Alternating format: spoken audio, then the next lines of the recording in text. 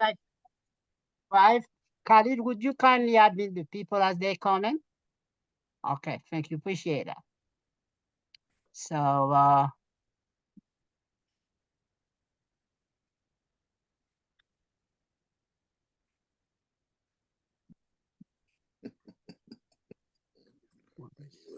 Romero.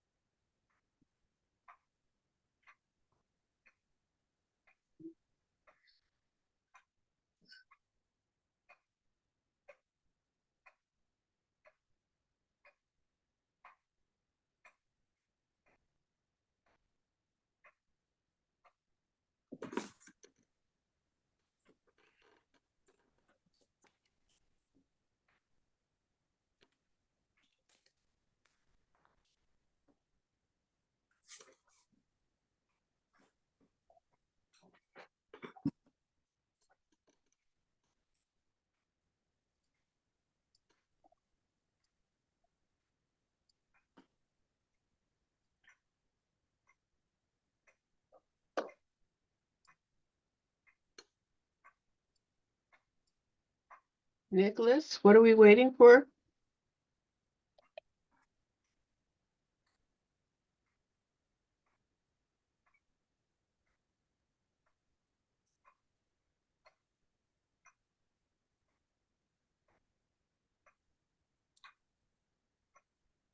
I think we have some technical issues.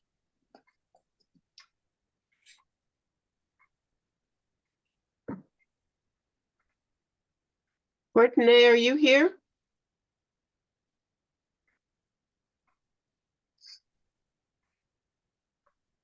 Could we get the co-chair to get this moving? Yep, I'm on. I saw Nicholas and then he disappeared. I think maybe he I just know, lost but connection. we have a lot of people here and they're waiting. So could we just keep moving? And he could catch up?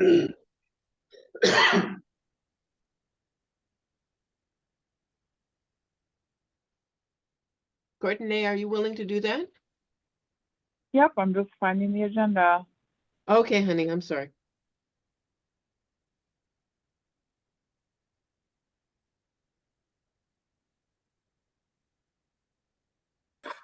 Okay, sorry, I'm looking at last month.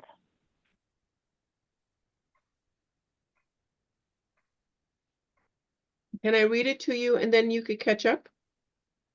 Actually, I think I have it, but didn't we have Edson McPherson in a previous meeting, or is he planning to? It Talk says again. that, okay, I'm gonna read you what it says and then we can figure it out. 262-839. So we have, the next issue is going to be, welcoming and greeting and introduction. Okay, so you want to welcome people and, Sure. Hi, everybody. This is Courtney Loisel. I'm the second in command for the Parks, Recreation, and Culture Co-chair. Committee, PB9. Thanks, everybody, for joining us. I see we have a really full house tonight. I I don't got you up. think- I'm sorry. I don't know what happened. So, Oh, Nicholas, yeah, I'm I was back. just doing a welcome. All Okay. right, thank you. Thank you for, all right, why don't we start? I know we started the meeting and then I got you up, so let me go back. Mm.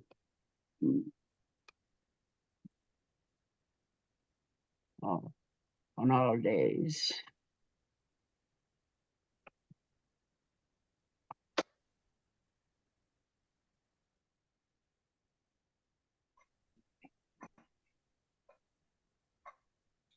All right, so I want to welcome everyone. I would like for the committee members to introduce themselves.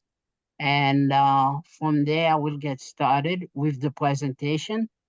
Our first presentation is going to be Mr. McPherson from, we're talking about bees in the community board. Mr. McPherson, if you can hear me, unmute yourself and you could get started.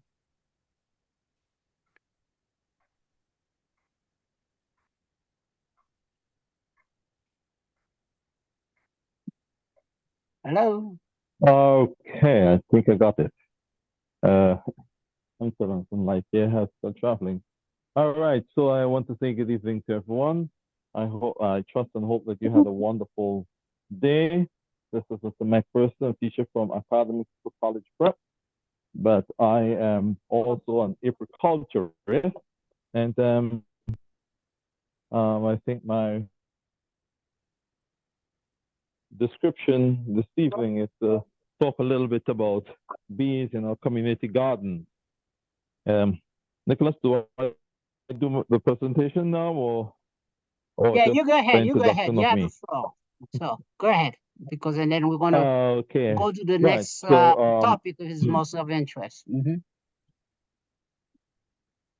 Go ahead. okay, right. So I'm glad to be able to be with everyone this evening to just share my interests, and I hope I'll be able to pique everyone else's interest.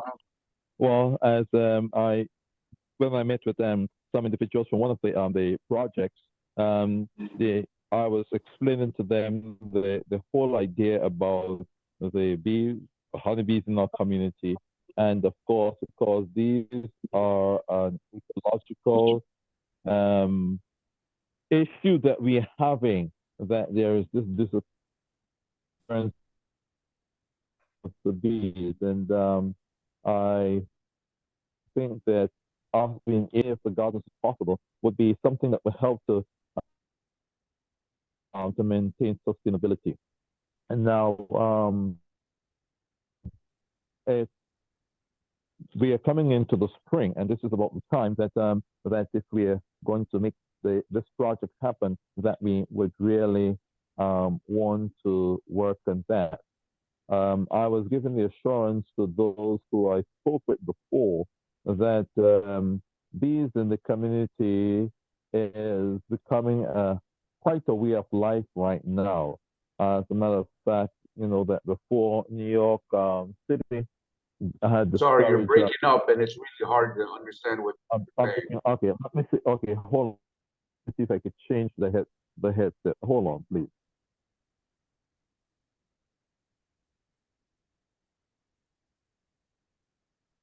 You hearing me better?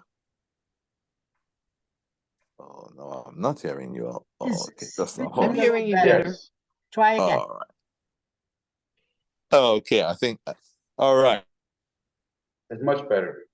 Oh, okay. All right. Thank you. Okay. Right. So trying to clarify some of the things I was saying. So that New York City has allowed us to be able to have bees in different areas in the city. The only responsibility that we have is really we need to apply for a permit, which is generally granted, to give the location as where the hives are, just in case there is an emergency situation, and you know who is responsible. I don't know how many of the different gardens we have represented here, but my desire is to at least put 2 hives in each of the gardens that we have. I mean, not right now. Bees. It's the springtime, and now they're selling packages of bees and the equipment, and I would wish that we have an idea as to how many gardens we'd be looking to have bees, and so I could be able to look at the prices for the equipment to start, and we can grow them from there. The other thing is that we are looking at is that we can have even school involvement in this project, so that we can have an program in some of the schools, and we can have students even come out to the garden, learning to tend bees and this aspect of beekeeping. Well, of course, I mean there are the satisfaction of doing that we can have honey for sale and the propolis and the and the wax and things like that. But most of all, we want to be able to be part of this fabric that is trying to keep the bees alive in our city and eventually across the US. Because if we realize it, that about 30% of the food that we have our tables are made possible by these pollinators, particularly honeybees. And this is part of the global consciousness that I want us to be able to have. So I'm hoping that in our different gardens within the boroughs, that we would be able to look at this project. I know that there are some of you who may have questions about this, and I certainly would welcome the questions that you may have, and hope that I'll be able to provide you with the satisfactory answers so that we'll be able to move this this project into a reality. Nicholas, can I Question? ask a question? Before we take question, time is kind of limited. We will come back to, I think, I will take a couple of questions because then we have to move on to the next presentation, which is part of Bob Clantery from Laval Bryan from the Brooklyn Museum. Go ahead. Okay, questions. actually, my point is, my question is, can we take this offline? The Maple Street Garden representative is not here. Oh, she's not And- there. Sorry. And this conversation is a little premature since the gardens have already said that they were not interested in having the bees, and that since we don't have any gardens that want to have bees, this conversation is premature. Okay. Any other So questions? it would be different if we had somebody who would like to talk to him about bees. Right now, Well, when we've talked to them, the uh, gardeners do not want to have the bees. Well, I understand what you are saying. And now let's move on to the next question. We'll take it up because with the community garden separately. Any other question for Mr. McPherson before to move on to Ms. Laval Bryan quickly from the Brooklyn Museum? Seeing none, Ms. Bryan, we want to welcome you back again to this committee. You have the floor now. Please proceed. Thank you, Nicholas. Good evening, everyone. I just wanted to reintroduce myself. It's good to be back in the fold with you all, and I hope that you enjoyed some sunshine today. It was a little bit cold. But my name is Lavelle Bragley. I'm the Director of Community Engagement and Partnerships at Brooklyn Museum. And Naima, who I've been working very close with for the past couple of months, she asked me to come and just present a little bit about our learning and social impact department that I am part of, and a little bit about what the museum has unfolded, and just sharing out some upcoming events and programming.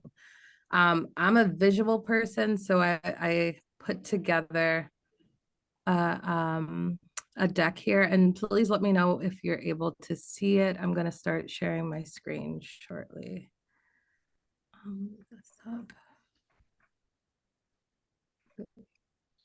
Lil, can you allow her to share a screen? Yes. Thank you.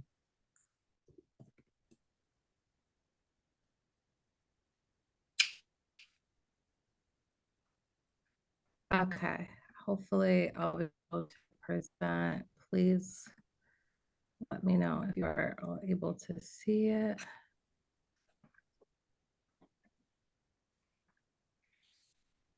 Okay.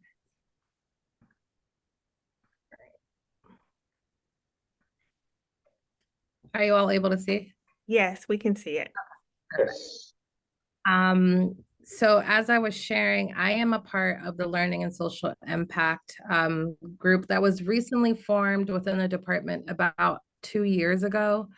Under it, it sets community engagement, our public programs, and education. And here are a few of the goals that we're trying to encapsulate in the next 5 years. One is a personal growth from myself, is just supporting more economic growth and business literacy throughout local business throughout Brooklyn. If there's any people that are local businesses or aspire to be but don't have storefronts, we do have the pop-up market that takes place on Sundays.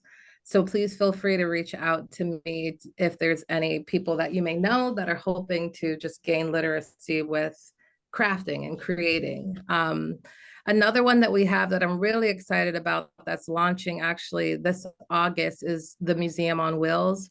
Been doing a lot of conversations thinking about how we become a more accessible museum. It's a table talk conversation throughout museums, but I would like to think that Brooklyn Museum is a place that people feel welcome, but I want to go a little bit more deeper when it comes to just handing out family passes for people. I want to go into spaces with people that may have never had experiences with art or even thinking about entry points to the museum. We've been doing listening tours throughout Brooklyn, within Brownsville, East Williamsburg, Sunset Park, within our district, within Flatbush as well too. Just thinking about the complexities of what it means to bring programming to different sectors. And we're hoping to partner with Title I schools, NYCHA Public Housing, and really igniting green spaces throughout Brooklyn and public libraries. Another one was the thinking about two projects that we've been navigating within learning and social impact when it comes to activism and social justice. And two of the main points that we've been getting feedback from within Brooklyn is talking about climate change, what we call climate justice, and mass criminalization. And we're hoping to just connect work that we're doing with our organizational partners and amplifying their work within our spaces. Last was just growing and retaining our audiences, engaging more with people within the foster care and shelter system, within public housing and Title I schools. Okay, and next slide. So one of the programs that we've been enacting is called the Brooklyn Arts Collaborative for Change. It's a one-year cohort. It's featuring 8 BIPOC organizational leaders, and they're awarded $25,000 at the end of these workshops. The workshops is understanding how it is to build development, what it means to fundraise, being in partnership with our elected officials. And we have finalized the 7 that we're working with, which is Art Resistance Through Education in Williamsburg, Oye Group that's in Bushwick, Red Heart Council that's in Sunset Park, Black Girls Sew, which is here in Bed-Stuy where I am, Black Trans Femmes, and we also have Rooted Theater Group that's in East New York, and Brooklyn United, who you may have seen on television or with our Nets games, but 100% of their students that are in the marching bands graduate from school. And we're just hoping to just further relationships and have this area of growth. We're in partnership with the Joe and Clara Sy Foundation, which is the owners of the Nets, but we're hoping to have this cohort every year. So if there's any ideas with other arts organizations that you all work with that you will see that will benefit when it comes to workshops around fundraising and development and what it means to really grow in executive leadership, and can be used with this $25,000, please feel free to contact me and let me know. So this is our Museum on Wheels unit. The official launch will take place in October 2024. We're about to be in our 200th anniversary, so we're having this big birthday bash. Think of it as a first Saturday on steroids. It's going to be on October 5th on the weekend, but it's a 25-foot Airstream mobile unit. We're working with a Brooklyn-based artist that is going to be creating art to wrap the space so it's a little bit more inviting, and we'll have programming set in it as well too. Right now it's in Oregon, being wheelchair accessible and making sure that it is dropped a little bit so it fits with accessibility and people feel welcomed. It's going to be a unit that literally can plug in anywhere, and it has air conditioning, solar panels. So we're really in a projector in there as well too. So we're really able to have programs that are based off of the needs in the different neighborhoods that we're hoping to engage. And then just a little bit about our upcoming public programs. We have had a program called We Speak, which is bringing people that have English as a second language within Spanish is what we're approaching, and we're going back to doing this on May 6th. It is available online and it's also available in person. Week in Art, we just recently opened our education galleries and had a reopening in the space. And it's open to all ages from 12 to 4 to have art making within the museum, and it's free for all. And we're also celebrating our Giants opening of our exhibition, and it's an art history happy hour, which is with drinks with your ticket, but you also hear from the curators and a little bit of the artists in the space, and also talk with like-minded people around art. And that's on March 21st from 7 to 9 p.m. And I just wanted to also share that we're giving out scholarships for our summer programs for our summer camps, and it's ages 8 to 10 and 11 to 13 years old. And a little bit about our current exhibitions. If you haven't been to the museum lately, we just recently closed our Spike Lee exhibition, which I was excited, being a native New Yorker and growing up across the street from the museum. So we have Giants, it's art from the Dean collection. It's the private collection of Alicia Keys and Swiss Beats, but it's featured all of just Black excellence within that space that you just don't get to see because it's in a private collection. And that is on view till July. Please let me know if you like to go. You're more than welcome. I'm happy to extend tickets for people on the call to attend. The other one is In the Now, Gender and Nation in Europe, and it's just showing the multi-diversity of what Europe is. And it's not just this Eurocentric thought that we have when we think about Europe, and we're trying to encapsulate that. And that is in our 4th floor feminist gallery. Nona Faustine is also a Black artist that's established in Brooklyn, and she tackles with bodily autonomy and going into spaces that we were faced erasure with, and literally stripping down and taking her clothes off, but showing her power and gaining her power back within the space. So very interesting exhibit, but also be mindful with your children with coming into that space. And then last is our Dohosa exhibition, where it's an artist, a Japanese artist, and he did this Play-Doh almost pieces that he created to make their own environments in their own worlds, and it's in partnership with his children, but it's in our education gallery, and we invite people to create their own worlds as well too, and it's building out to be this own city within its own self, and that's available in the education wing while we're open. And then one last thing that I'm really excited about was, yes, our 200th anniversary, but they have been listening that we need to have more. We have artists right in our backyards. We need to be making sure that we're providing agency and being a space within that. So right now we have deadlines open for the Brooklyn Artists Exhibition. It is April 7th for the deadline. Starting from October 2024 and going into October 2025. And thank y'all for giving me this moment to share what's happening within the museum, but also my information is on the bottom. If anything pertains to you or have any interest, feel free to reach me directly. And I am a thank you for always just being so close and connected and shepherding this effort that you all are doing within the community. But just really coming into contact with us, and I just appreciate the partnership. So with that, I'm gonna try to learn how to stop sharing. I think I stopped. All right. Thank you, Laval, and thank you again for extending the tickets to us. The committee members went to the museum last month for a nice view of Spike Lee's exhibition and the Giants Dean collection. Yeah. And it was beautiful. It was wonderful. So we appreciate you, and we appreciate the continued collaboration with the committee. Thank you. I appreciate you all. Thank you, Laval, and we are going to keep working with that collaboration as much as we can and bring the museum really out of its confine within the community. I'm with you. I'm with you. On the other end, on the inside. So yeah, yes. Keep it tight. Thank you. Thank you. All right. Let's switch over because our next agenda item, and I think that's why we have so many people here today, is the, looking at the agenda from my end, is the situation, most prospect. Before I go to that, is there any other public commentary people would like to talk about? And then we'll move right into that particular topic.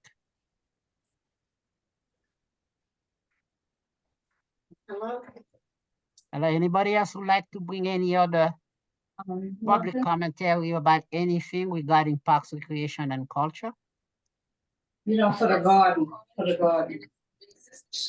I'm okay. All right.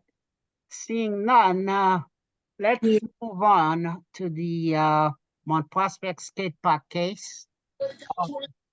We're supposed to have the councilwoman today, but since the beginning of the week, she's not able to make it, but we wanted to start the discussion of whoever's here present.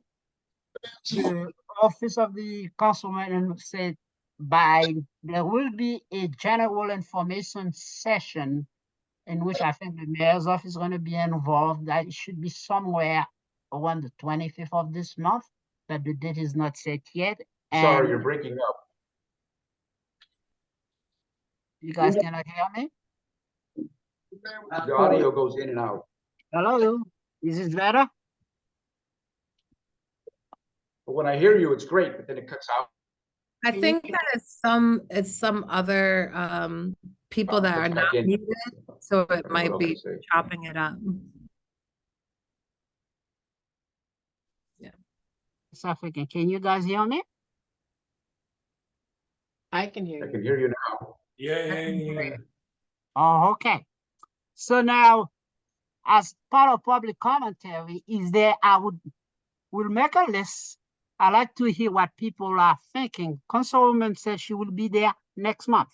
So we're going to schedule her to be there. There you go, you're breaking. But I can't. I'm sorry. Okay, now I'm having a hard time understanding. She will be where next month? She will come and address this committee in April instead of this meeting. Because there's a public information session that's going to schedule for the 25th along with the mayor's office. She wanted to. And where will that be? Say that that is. Where will that be? The information that is going to be on the 25th of March. The information is not fully set up yet. As soon as I get all the information, that will be put out. Okay, but she will not be here because I'd asked for her or some member of the committee. They elected to come the following month. But what I would like to do is to start the discussion among the people present regarding the park. I want to hear as much as possible or as many people as possible about this particular situation. Since Is there there's so many anybody, people, anyone can we do a present? can we do a timer? Like maybe everyone can get 3 yes, minutes? absolutely. Okay. 3 minutes is enough? Do we I think that that's 3 been minutes too is much. enough? Let's give everybody 2 minutes, if you would like. That sounds to talk, good to me. because I know this is a subject of great interest, and I want to hear as many people as possible. Nicholas, for community board, you're allowed 3 minutes. So we shouldn't have anything less than that. All right. I know there are a lot of people. Well, okay. I'll- I'll accept 3 minutes. So now. Okay, if do you'd we like have to a talk, timer? raise Do your we have- hand, and I'm gonna go. Could you Yeah, do there the isn't a timing? timer. There isn't a timer, but would you do a speakers list? I see people raising their hands Yeah, already. that's what I'm saying. So I'm gonna going from left to right in the speakers list. That's how we're gonna do. I think the first person I have is David Wolf.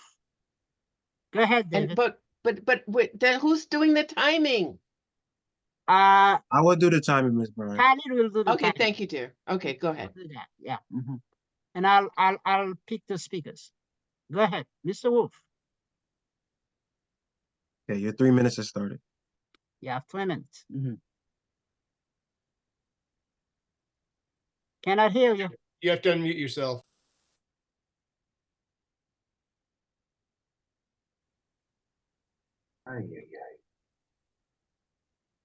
You have to unmute Should yourself. we go to the next one? Why don't we just go to the next one? Maybe the All next right, one is we'll Tom. come back to you, Mr. Wolf. Ian, you up next? Hi, can you hear me? correctly. Yes, we can. Yes. Thank you. Yeah, my name is Ian Clark. I'm with the New York City Skateboard Coalition. I'd like to thank the good people of Community 9 for your great work. We support a skate park at Mount Morris Park, especially in this neighborhood.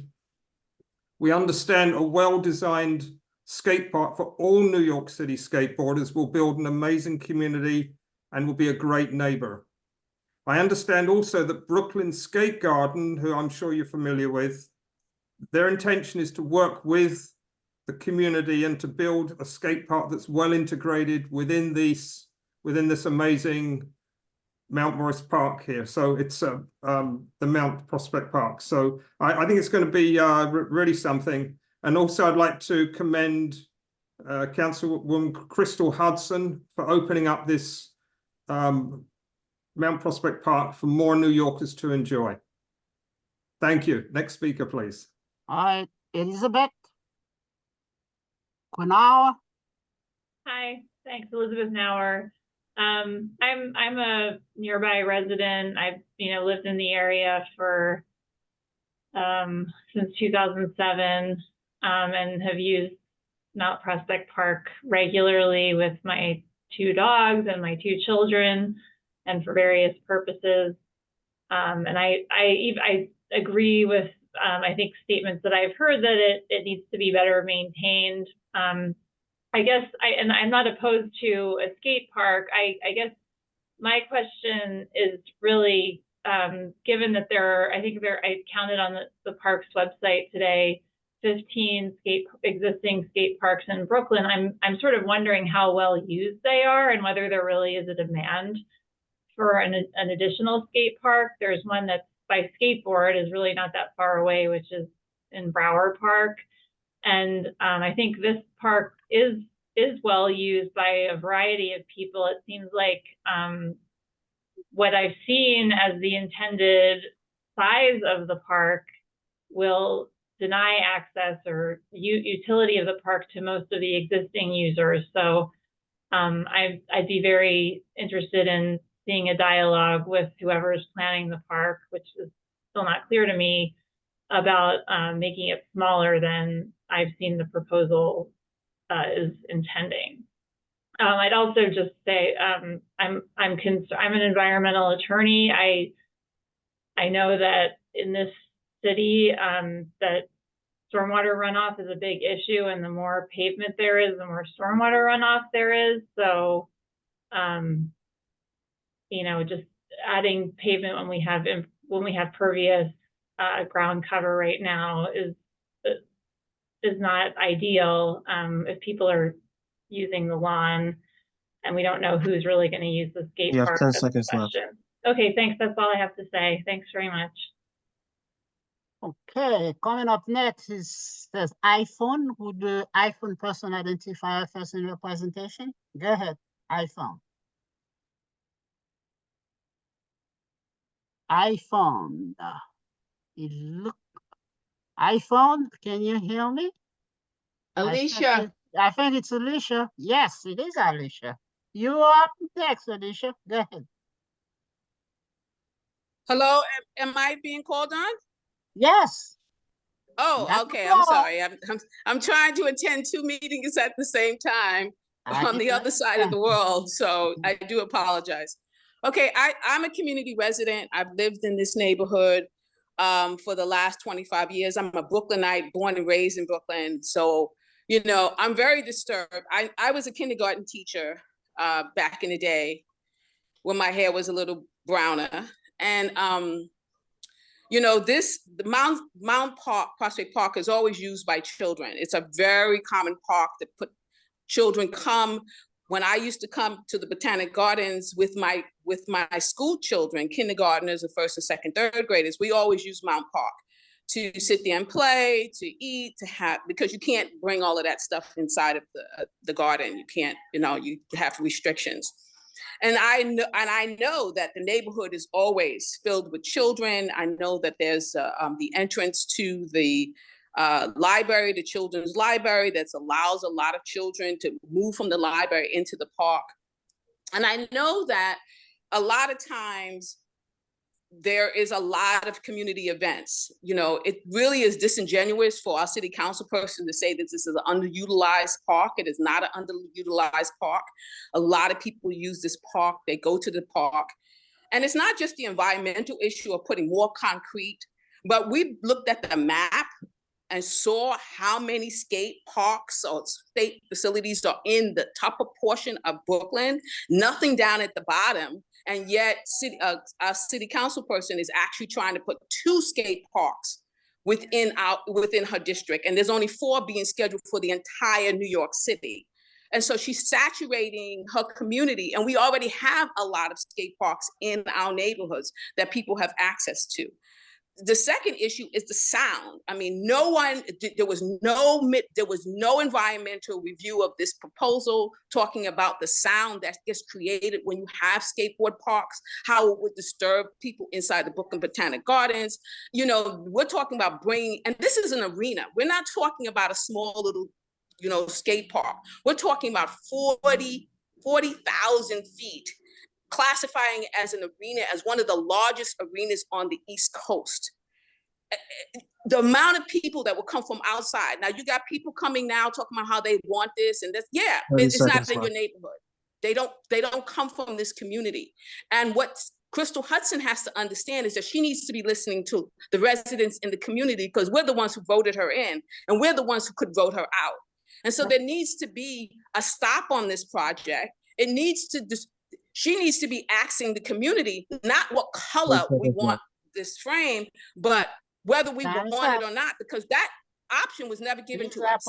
As the residents in this community, we were never given the option of deciding whether or not we want this park, this skating arena inside of our community, taking away a very important park that is accessible to the residents. So I definitely oppose this project. I think that we need to be held in city councilwoman Your time is up. accountable. Very much. Accountable. Can I just finish the statement? Can I just finish the statement?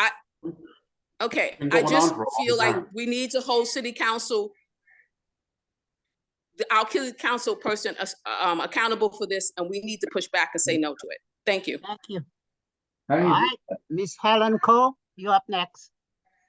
Hi, I'm Helen Coe, and I want to echo the message of the previous of Alicia and Elizabeth. Can someone mute? I can't hear. So if you can mute the sound, it's hard to, okay. And what I would say is, if this is not a skateboard park, I think many of us we're not opposed to a skateboard park. The fact is that what they're proposing, 40,000 square feet, makes it the Northeast hub. This would be the regional hub for skateboarding. So, you know, if we reduced it to one thing, that's what's going to happen in Crown Heights near the Brooklyn Children's Museum. It will, if anybody's been to the park, we've measured it. I'm involved with Kerba and also Friends of Mount Prospect Park. It will swallow the whole middle area. That is most of the green space. I forget what the total area of the park is, but if you just take the green space, which the middle round section where everybody walks their dogs, they play Frisbee, they have children's birthday parties, several schools use it in the summer because they don't have a playground. Many, many people use it. So that will be swallowed and concrete will be poured over it. So the Brooklyn Museum person said, you know, we're trying to ignite green space. This is swallowing up the green space, the dominant green space in the park. So why don't you move it to a place where it already has concrete? That's fine. It's already been poured over with concrete. Why do you want to take up more concrete? Brooklyn has the least amount of green space of all of New York City. It's hard to believe because we live in most of it, but that's the fact. So you're taking away more green space. You're swallowing up the entire middle area to pour concrete over it. You know, Ian was talking on behalf of the skateboarders. That's fantastic. You know, nobody's opposing skateboarding. If you want to reduce it to 10,000 and make it a small part of the park, that's fine. You have to remember the park, Crystal Hudson says it's not going to disturb the dog walkers, the children's playground. It's a very important, vital children's playground. How are you not going to disturb that? It's not going to be closed. Of course, it's going to be closed. The children's playground, you know, I'm not saying skateboarders are irresponsible. They're very responsible, I'm sure. It just takes one skateboard to go whacking down the, down the incline to the street to hit a kid or whatever. There's a lot of things. They're proposing to put huge lighting. Those of us who live in the area, we have enough lighting. 20 for seconds the left. museum. And also they're putting in stadium seating. They're going to have regional championships there. If you want that kind of skateboard park, put it somewhere else. I understand the Borough Hall, that park, where the City Hall is, they want it there. Why not put it there? The community was never, ever consulted or asked. It was sprung on us 3 weeks ago or 4 weeks ago when Mayor Adams announced in Crystal Hudson. Engage with the community and just don't tell us it's just a done deal. They're already planning to build it in 2025. Crystal Hudson refused to come to the Brooklyn Public Your time Library has meeting concluded. and refuses to meet with us publicly. Thank you for listening.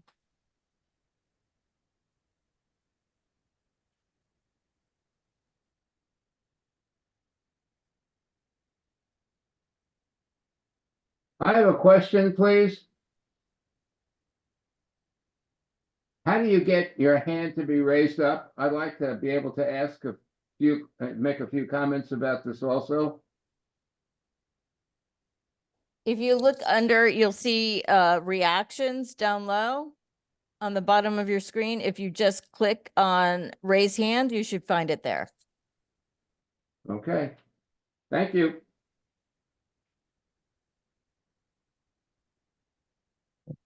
Mr. Amador, want to? Hi, Evan I'm Peters, on the phone and I wanted to get in line. Okay, can you give me your name, please? My name is Michael Heimbinder. Okay. Thank you. Okay. Could the next person please, Evan Peters, Yes. can you please speak? Yes. Thanks. Thank you. Thank you. Good evening. I'm going to just read some thoughts that I wrote down earlier on this topic and take it from there. So I'm actually a former member of, public member of the Land Use, Housing, and Zoning Committee of Community Board 5 in Manhattan. I now live in Crown Heights with my fiance, and I do want to thank the board for facilitating this meeting. I know this work takes quite a bit out of all of us. I want to be clear. I support building skate infrastructure in my neighborhood and accept skaters into this area with open arms. However, I reject that the only way to expand access to recreation is to subdivide our parks. I'm deeply disappointed that the Skate Arena's backers, EDC, NYC Parks, Tony Hawk's Skate Park Project, Councilmember Hudson, and Mayor Adams have run an opaque site selection process, which they claim points to Mount Prospect Park as the only suitable location for this large development. Inviting public input after this crucial decision has allegedly been made is contrary to the spirit of community-driven development. Yes, Park Slope actually catalyzed this project with $300,000 for a neighborhood-scale skate park years ago. What's on the table now is no longer in Park Slope, nor is it neighborhood scale. And no member of the community has had an official forum to weigh in on this project until tonight, at this very late hour in the planning process, when again, we are forced to weigh in before seeing any official plans from the city or Mr. Hawks Foundation. And of course, now it turns out that our council person seems to be harder and harder to track down whenever this issue comes up, which I believe is highly inappropriate. Brooklyn ranks last among the 5 boroughs in green space per capita. We do not have green space to spare, as the skate park project has told many of us in emails and letters back and forth. A skate park may be a great space, but it's definitionally not a green space. I ask our officials in the skate park project, which claims to serve this community, to think more creatively rather than assuming that a park lacks value simply because they do not use it. I'd love the city to invest in Mount Prospect Park to replant the limited amount of once grassy areas that have been lovingly worn down, but whose purpose does it serve for the city to defer that low effort care just to turn around and claim that the only way out of the problem is to pour concrete on it? Thank you. Thank you. Steve, could you please speak, unmute yourself? Hi, My name is Steve Flack. I'm a native New Yorker. I am here to speak in favor of the skate park project. I have taken up skateboarding as an old man, and what I found is a community of people looking for spaces in the city that welcome them with open arms. And in a time when we are forcing people out of most public spaces, creating more space for them is, especially teenagers, is incredibly useful. And I think Mount Prospect Park is an amazing place for it because Mount Prospect Park needs a lot of work. For some reason, the second highest point in Brooklyn normally floods because it's not truly a proper green space. It's an old reservoir filled with dirt. It needs proper drainage situations. And I think putting in the skate park will be a fantastic time to fix it, to prevent that. Also, it is currently being used and abused by dog owners who currently abuse the off-leash hours, which is why the grass doesn't grow. If we can put in the skate park, and maybe while we're at it, let's get a proper dog run in there so dog owners can properly use it and not destroy the grass would be fantastic. I think that there's an amazing plan here. I think I think we can get a community benefit out of it. And I think I'm just excited to see what the prospects are, since nobody has actually seen the plans that people claim that what they are going to be. So let's just wait and see. There is a community meeting next, I'm told it's on the schedule. And the moment we see it, we can actually start having opinions. But until then, I'm tired of the misinformation and I'm excited for the skate park and I'm excited for what it means to my community. Thank you. Thank you. Anna, could you please unmute yourself? Yes. Hello, my name is Hannah Valasek. I've lived in New York for over 20 years. I'm a resident of Crown Heights. I use the park every day. I go with my dog there. I find that this has been handled egregiously by Crystal Hudson. I find it actually super disappointing, especially since I met her and voted for her. I met her in Mount Prospect while I was there with my dog, and dozens of other dogs were there. So unbelievably disappointed. As I think Evan said, this idea originated in Park Slope. It did not originate in Crown Heights or Prospect Heights. The residents of Prospect Heights and Crown Heights have had no opportunity to weigh in on this. It has been opaque, exactly like you said. Crystal Hudson has been unreachable. I've tried to email her several times. She is completely unresponsive. Tried calling there several times. She is completely unresponsive. I reject the notion that the only way to fix the flooding problem is by building a concrete skate park. Like the flooding can be fixed by just fixing it. We don't have to have a skate park to fix the flooding. That doesn't have to be the Band-Aid for it. I reject the notion that dog owners abuse the park. We use the park. The reason that the park looks shabby right now is because the city hasn't reseeded the grass. It's a well-used, well-loved place that is a community park that is going to be turned into a national tourist attraction. It's a place where the community gathers, and it's not just dog people. It's children, like everybody is saying. It's people picnicking, kids in the summer, people exercising.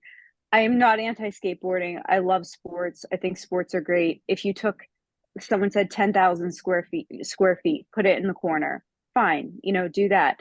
There are so many other locations that could be used that are already paved. Example, the circle above Grand Army. That's a paved area that's always closed off under construction. Why not put it there? Like, I wouldn't mind if it was a slice of the parking lot at the Brooklyn Museum. It's not about thank you. It's not about rejecting skateboarding. I'm glad people are exercising and being outdoors. It's not, in my opinion, the right place for such a large structure, and we were not consulted about it. And it's just ripping the heart out of a really sweet, beautiful little place, community that I love and others love. That's it. Thank you. Pat, can you please unmute yourself? I Oh, think, You're back Pat- up, Ms. Nominor? yeah, Pat is next. Hi, I'm Pat. This is Hazel. I started skateboarding together with Hazel exactly 4 years ago at the beginning of the COVID pandemic when we were finding anything we could to get outside and get in some physical activity. We were going out to Shirley Chisholm Park when it was brand new to ride bikes, spending more time at Prospect Park and Brooklyn Bridge Park. You have beautiful bike and riding paths in Shirley Chisholm, baseball fields in Prospect Park, soccer fields and basketball courts on the piers of Brooklyn Bridge Park with million-dollar views. When we travel to skate parks, the difference in location and the environment is stark. Golconda is in a grimy spot beneath the lanes of the BQE. The ramp at St. Mary's is under the elevated F&G tracks. Millennium is on the outer edge of Owl's Head Park, next to the Belt Parkway and across from the highway from a sewage treatment plant. Skateboarding is an intense physical activity, and you feel and breathe the soot and grime and exhaust and sewage fumes in these places. The reason skate parks end up in these spots is because of the voices you hear tonight saying not in my park. What's unsaid is this idea that skateboarders don't matter, they have no political capital, and they should be happy if they're getting something, anything at all. This is what attracted Hazel and I to supporting the Brooklyn Skate Garden, that it was an effort from the ground up to build support and community around a beautiful and healthy new place to skateboard, integrated with green space. It's not a wall of concrete, it's more gardens among the skate features, teaming with gardens and flowers. That's why she was out there passing out flyers, building support to try to get the skate garden off the ground when she was 7 years old. So the demand from the community would be out there, known, and you couldn't hush it away at a community hearing like this. City parks are a precious resource, and their use should be as diverse as the population of Brooklyn. If the opponents took the time to understand the vision of the skate gardens, they would see that a mixed use project like this, focused on sustainability and community, is something that anybody should be excited to have show up in their district. It's going to improve access to an underutilized park, provide an underserved group with an opportunity to perform their sport in a location that's worthy of the world-class skateboarders we have in Brooklyn. There's a ton of blatant misinformation out there. You're hearing about arenas and lights at night. There's no design for this yet, so it's not even the case. There's a vision on the Brooklyn Skate Garden website that everybody should go read. This is exactly what you should want in your community to increase more green space and more activity for kids. We've heard a lot of people talking about concern for kids. There are kids that want to skateboard and they want to skateboard in this community. Thanks.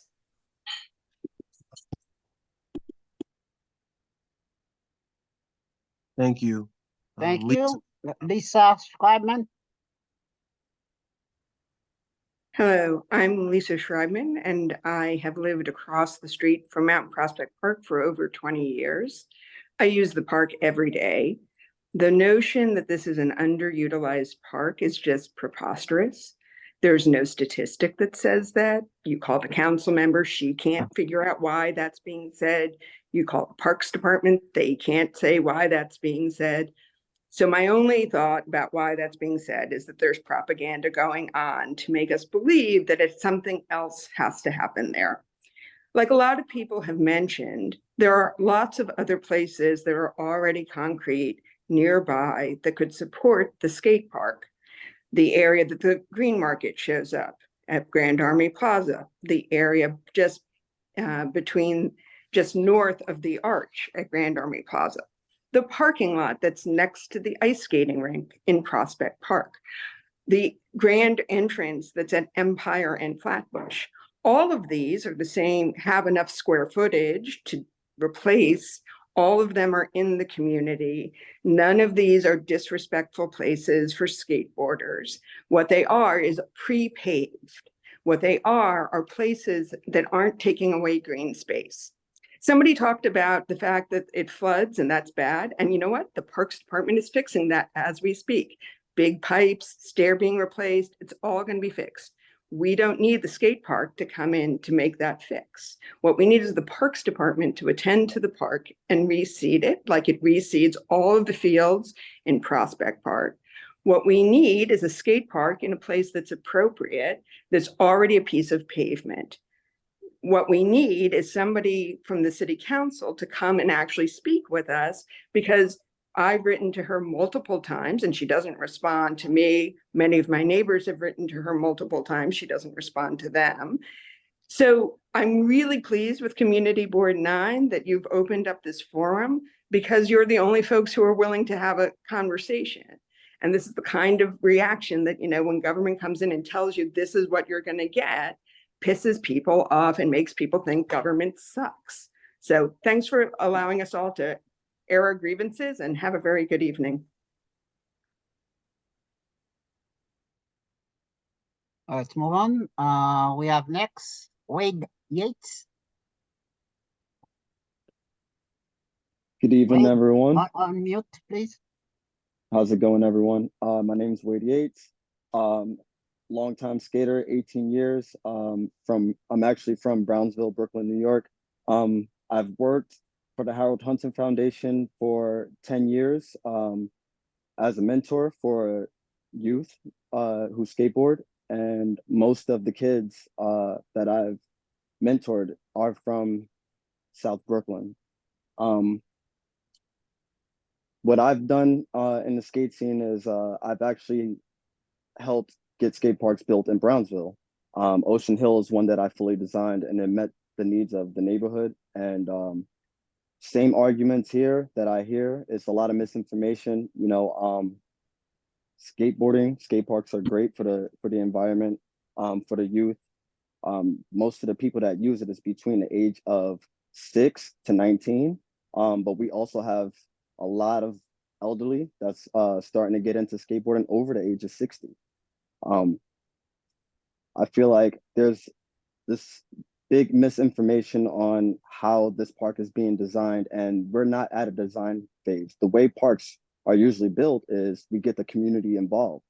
So we didn't get to that point yet to even, you know, try to show the community because there's so much outrage. And I feel like if people took the time to understand, it's more, I believe more than 30% of the space is going to be green space. And they're going to be working with the community to continuously clean, renovate, and upkeep that space. So adding more trees, definitely a good thing. Adding more plants, you know, it creates community. As you see, there's families who skate, and it's not a rowdy scene. The older generation definitely sets the standard when you step into the skate park, and it's more community than you think. It's more of a brother and sisterhood. And none of the skate parks in New York City right now have any lights. We're not allowed to use lights. Parks Department restricts that. So dusk is when the park is done, you know? So we can use that money to utilize the space to design so that the skateboarders are out of the way of everyone, make sure there's paths, and make sure that the green space is utilized so that most of that space is maybe on the residential side and in the areas that you guys would want to design it in a better fashion. So maybe just keep your mind open on it. Thank you for your time.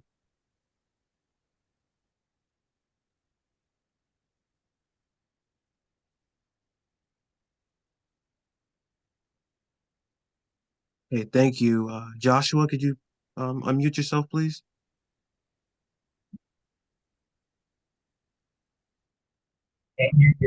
Joshua? Hi, can you hear me? Hello? Yes, we can hear you. Go ahead. Hi, so my name is Josh.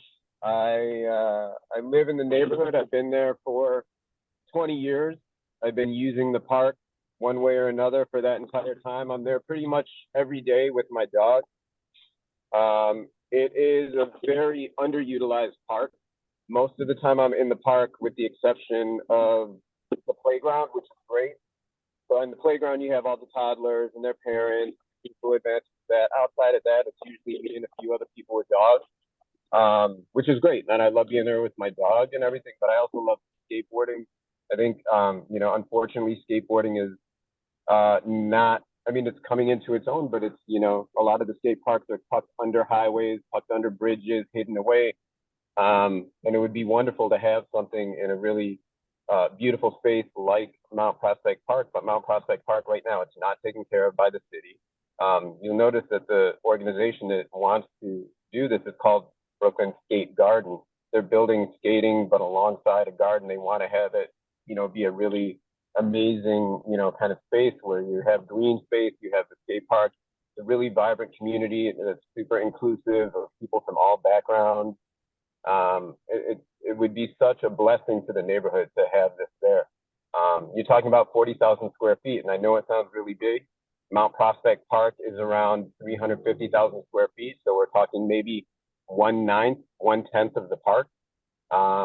You're not taking down any of the large trees from the plans that I have heard, and like Wade said, the major plans have not been laid out, and so you have to give people a chance to, like, you know, put the plans out there, listen to the community, come to some sort of an agreement. You know, and also I want to say I come to this as someone who grew up skateboarding a bit. My son is an avid skateboarder, and it's done so much for him and his friends to be part of this inclusive community. Pablo, I don't know if you wanted to add anything real quickly. My name's Pablo. I'm 17. I've lived in Prospect Heights for my entire life, a few blocks away from Mount Prospect.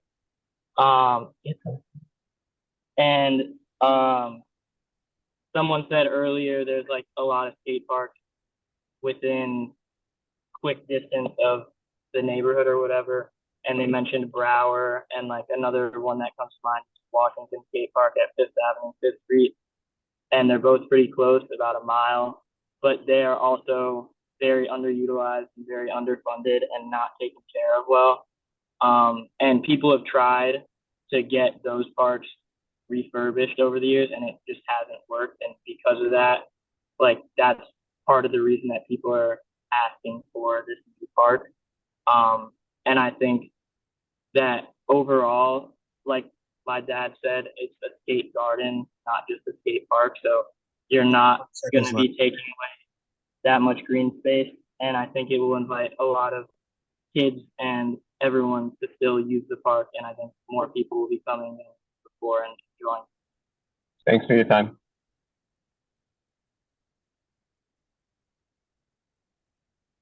Okay, Thank our you. next speaker is Amy. Hi, I've lived in the neighborhood for almost 30 years. I live on Eastern Parkway, directly across from Mount Prospect Park. The misinformation that we're being, I'm against having a skate park put there. And I think that we're two groups have been told different things. I don't think that we have misinformation or that you have misinformation, but there are two different visions out there. And the spectator seating, the security lighting, the public address system, this idea of regional competitions having a bowl, you know, not just paths between garden areas. This came from Crystal Hudson's representative at a community meeting, and was also, this is quoted from Eric Adams. So this is legitimate information too. We were told by Crystal Hudson's representative that it's already been decided. So this is not just rumors. This is official information that came to us at a community meeting. I live on the 3rd floor directly across from the park, and security lighting would affect me. The sounds of the wheels going into the night. The park officially closes. There's a sign that says 1 a.m. and that concerns me. As we said, skateboarding in a sufficient place, a place with good air. We can look at some of the other areas that were already mentioned. There was the suggestion that this is going to be under the community development jurisdiction rather than just community involvement. So our input could be bypassed. This is also what Crystal Hudson's representative said, and this was a great concern. Thank you.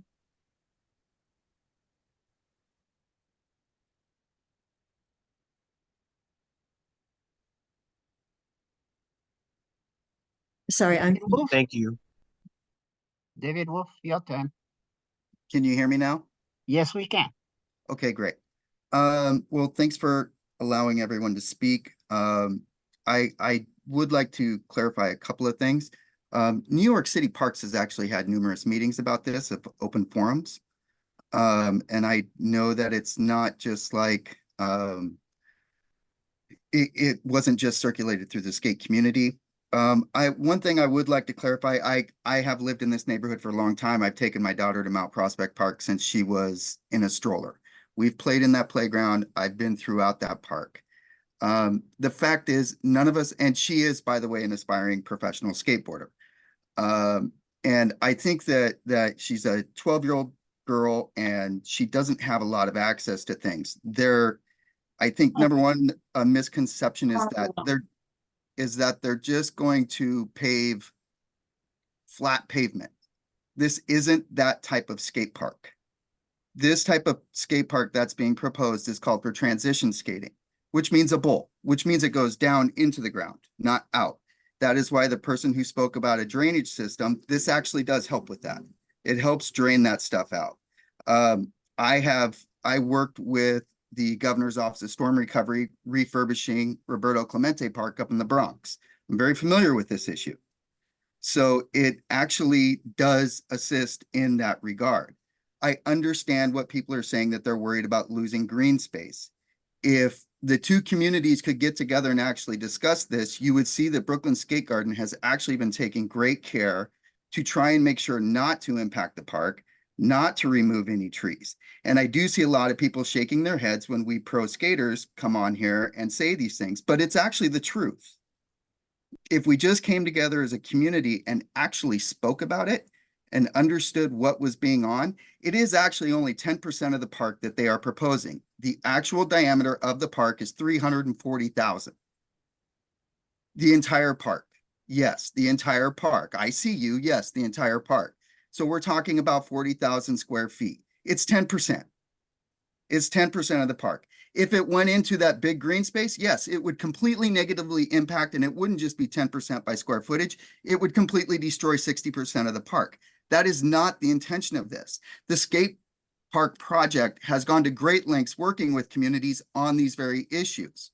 So rather than being very NIMBY about this, actually listen to people and let them talk about it. I am also a member of this community. So I understand what you're saying. I go to this park, but it would be nice if people would just listen to each other rather than talk past each other and stop talking like it's just going to pave over the entire park. Thank you.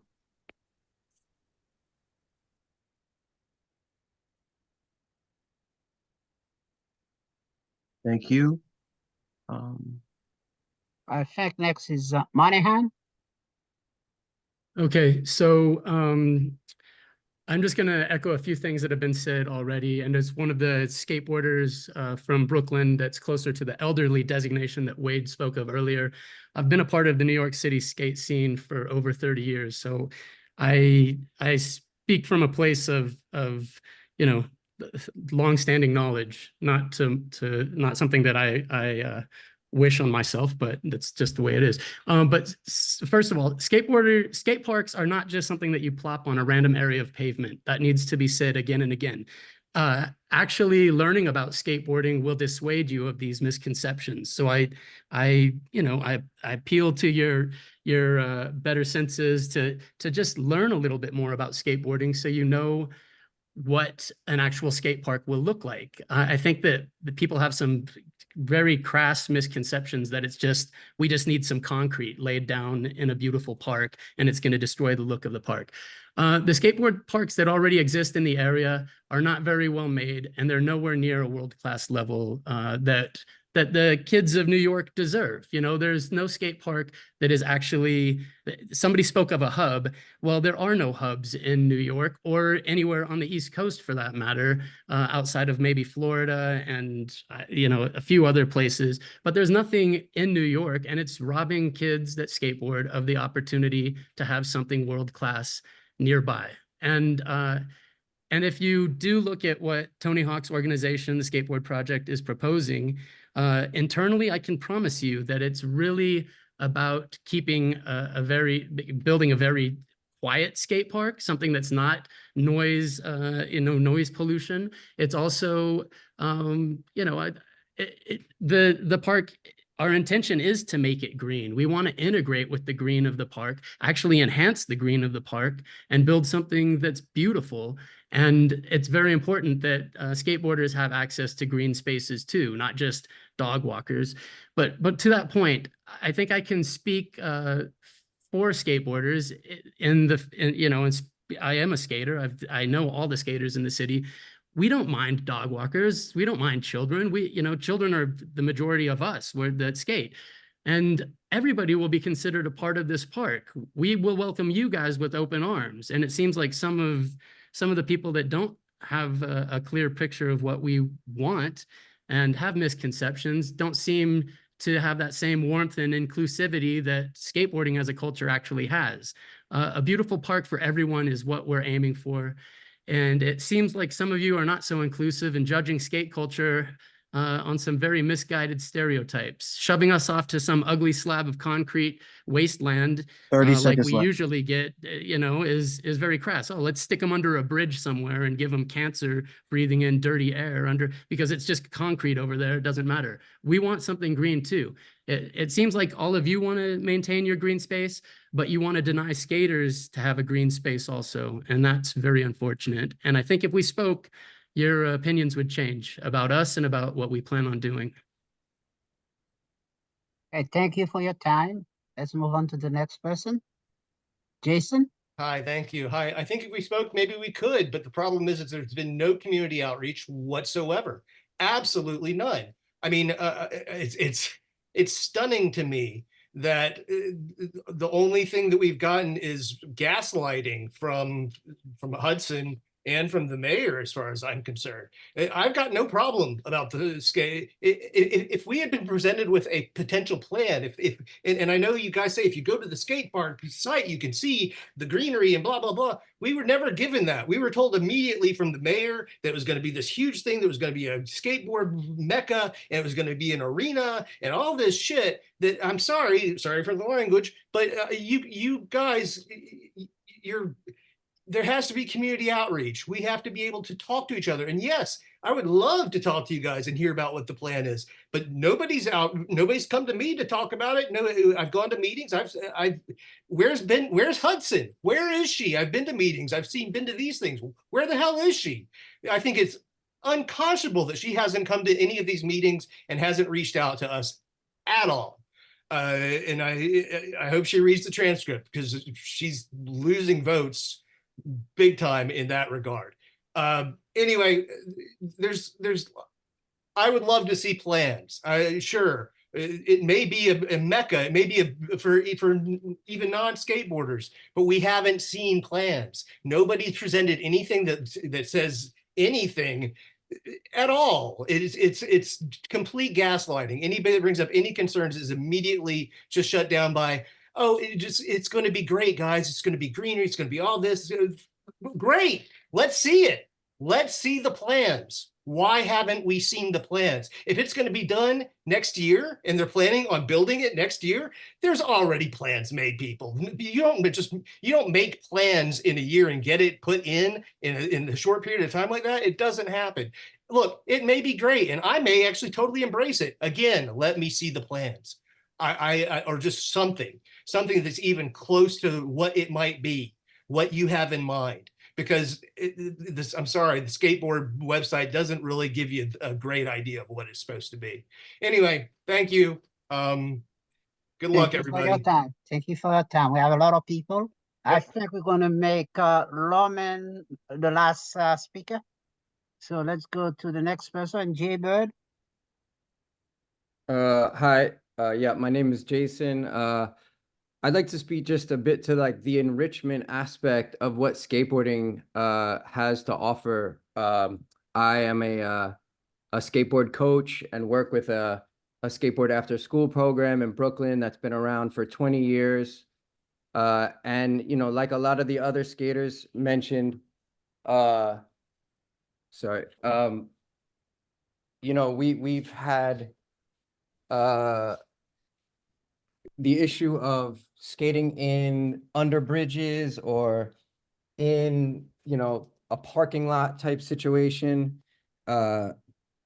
we are really looking for the ability to have a healthy, you know, atmosphere that's not just in that parking lot environment, because the movement aspect of skateboarding is so important.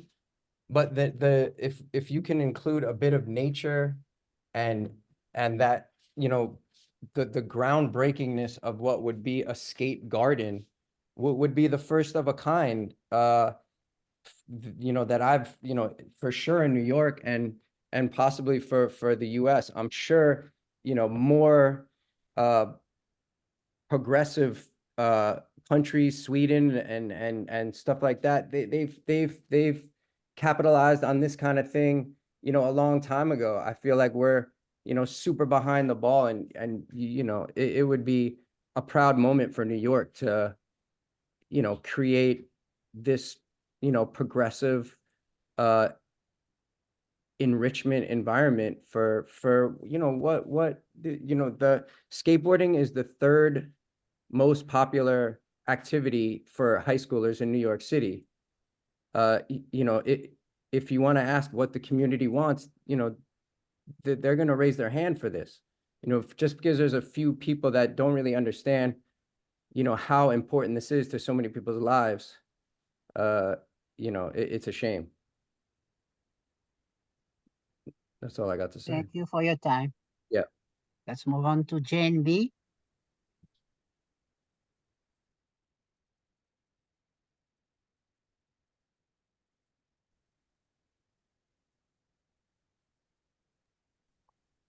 Jane. Hi, sorry. Hi, my name is Ian. My daughter's name is Jane. She uses this phone for Zoom for school. Anyway, I've been a member of the community now for over a decade. I have used Mount Prospect Park more times than I can count, with my dog, with my kids, and I really look forward to the redevelopment. I've been a skateboarder for most of my life. I've spent a lot of time, as discussed, at skate parks, surrounded by freeways, breathing in exhaust, and the idea of being able to ride a skateboard in a park, be more present with nature, and just generally practice the craft without having to put myself in environmental danger is something that I am pretty excited for. That's all. All right, well, thank you. Let's move on to Rich. Yes. Hi, my name is Rich. I have been living in the area for about 23 years. I've got 3 kids, all of them born and raised in the area, and I've skated for the majority of my life. I'm super excited for the skate park that'll come here. And if you take a look and say, oh, there's this many skate parks in the city, but if you take a look and see what there are for transition skaters, for people that want to skate bowls, you have to go to Pier 62 or up on Upper Riverside Drive, or pay money to go to Substance Skate Park. And as an older skater, what I skate mostly is transition. And the beauty of that is you get to have experiences with a lot of younger people. Also, skateboarding has become a very inclusive sport. Growing up, it wasn't, and it's now you have all kinds of people doing it from young to old, all kinds of races, all kinds of genders, all kinds of experiences in the communities that are built. And the fact that you can have it in a beautiful place and experience the beauty there is great. And yeah, a lot of the skate parks are just seem to be thrown under, you know, a bridge or some random place. And, you know, there's like, we want to have all these great spaces for a dog walking. But when it comes to this sport, it comes to kids, it's like, you know, put them in Grand Army Plaza, you know, where they, you know, that seems incredibly dangerous, or put them in some random place. Why don't we make them seem special? And this is something that actually makes it special. It makes it, the kids say, hey, you're interested in this, and we understand that, and we want you to have a really good facility to become good. And there's been kids that have have gone to the Olympics through growing up skating in the city, through the efforts that the city has had. And we don't know the great things that'll come with the youth of our city and the relationships that they can have. And I think some ways the change is hard, you know, I think like the Eiffel Tower, they didn't like it, but eventually it became part of their identity. And I realized there's a lot of change here and it might be hard, but in the end, it's a jewel. And for a lot of people, it will be. And I'm incredibly excited about it. And I hope everything goes through. And I'm looking forward to have a beautiful space that it can be used by a lot of people. That's all I got to say. Thank you for your time. Well, we were almost running out of time. Try to keep your comment as short as possible. I think up next is Claire. Hey y'all, I'll try to make this bullet point and quick. I'm a 50-year-old. I grew up skating. I'm also been a member of Prospect Heights for 20 plus years. And I live across the street from Mount Prospect. So I'm torn, right? I'm for a skate garden. I am just a little concerned about not only the terrain up there and how that's going to work, because it is a very, very weird elevation, and then it drops off on both sides. Have you been there? You can see it drops off on every side. It's going to take a lot of work to build that out so it doesn't continue to flood. Number one. Number two, thank you, dads, for bringing your kids, your daughters especially. I support that. I don't think that's a good place for us to have a huge stadium. So I want to talk about that. This is supposed to be the largest skate garden. You're squishing your face over there, but this is the disinformation that we've been given, is it's going to be the largest skate park on the East Coast. The light pollution that has been provided not only by Crystal Hudson, it's been talked about on Instagram by Brooklyn Skate Garden. I read that. It was taken off. I can't find it anymore. Noise pollution, it will happen. It's skateboards. It's loud. Noise pollution, right? Concerned about the watershed. And also we're talking about a park that everyone's saying it's utilized, right? It's so utilized that the grass is no longer there, right? But then it's also underutilized. Those two things don't make any sense. Who's going to take care of the skate garden? Does anybody have that answer? Because if that park's not being taken care of now, who is going to be in charge of taking care of that new place? Okay. We need answers. The community has not been consulted on this project. Are the skaters going to stay there and clean up the trash? Are they going to take care of the gardens? Who's going to be responsible? We need information, right? We are here. We just found out about this 5 weeks ago. That's all I got. Thank you for your time. Let's move on. Dr. Elizabeth Fox.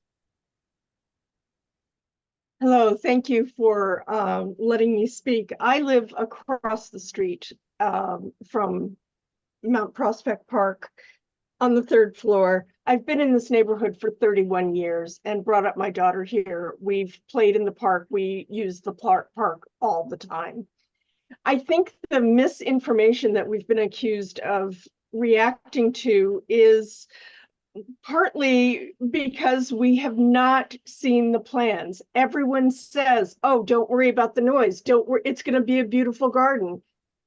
When I look at planning sites for skate park planning sites, I see 5,000 square foot, 10,000 square foot, 40,000 square foot.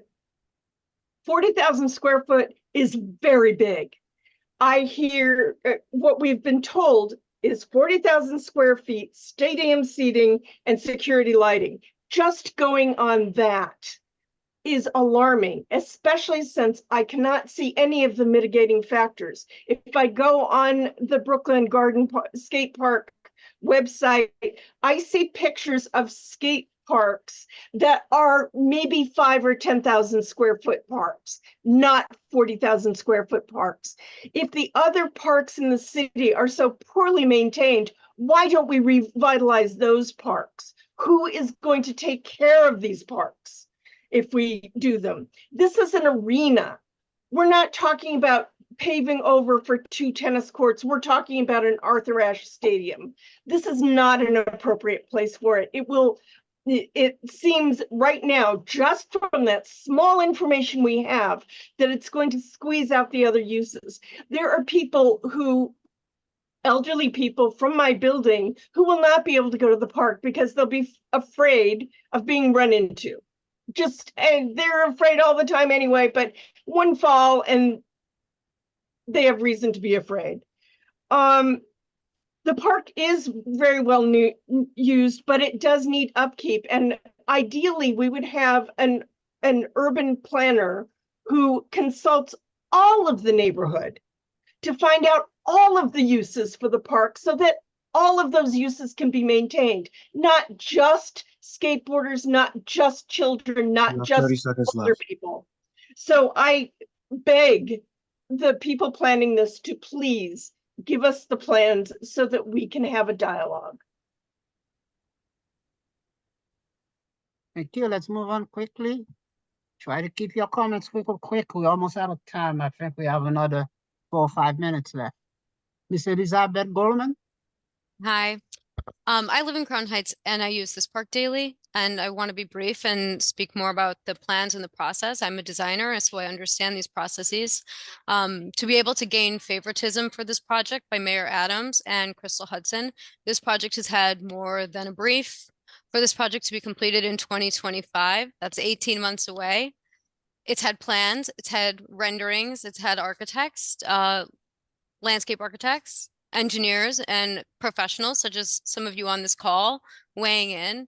When we've been told it has not been designed, simply put, it has to some extent, whether it's preliminary or not, it has. There's members in this meeting who've talked about the design tangentially. There's people who've been interviewed and they've talked about the design in more concrete details.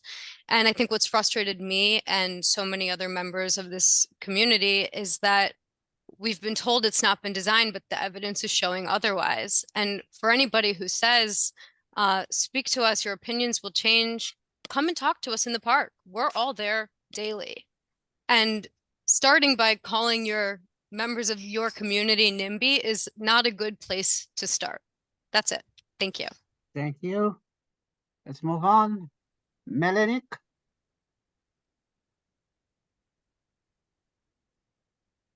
Hi, I'm Melanie Cantaya. I'm a longtime resident of Prospect Heights. I live across the street. Know enough to know that it's Mount Prospect Park, not Morris Park. I'm going to try to be as brief as possible. This kind of feels like a bit like a colonization of the park. I'm not going to be gaslit into believing it's an underused park when Crystal Hudson herself campaigned there. Why bother if it's underused? There won't be any people there, but there's lots of people there, thus campaigning there. On any given day, you see Orthodox families taking a walk on Shabbos. You see Caribbean families celebrating Caribbean Day. You see Gen Zers with 40s enjoying a picnic. You see kids learning how to ride a bike. It is a used park. It is a multi-use park. Skateboarding is not a crime. We want a nice, safe, beautiful space for skateboarders in Brooklyn. Of course we do. We just don't understand why you need to take this public space when the world is on fire.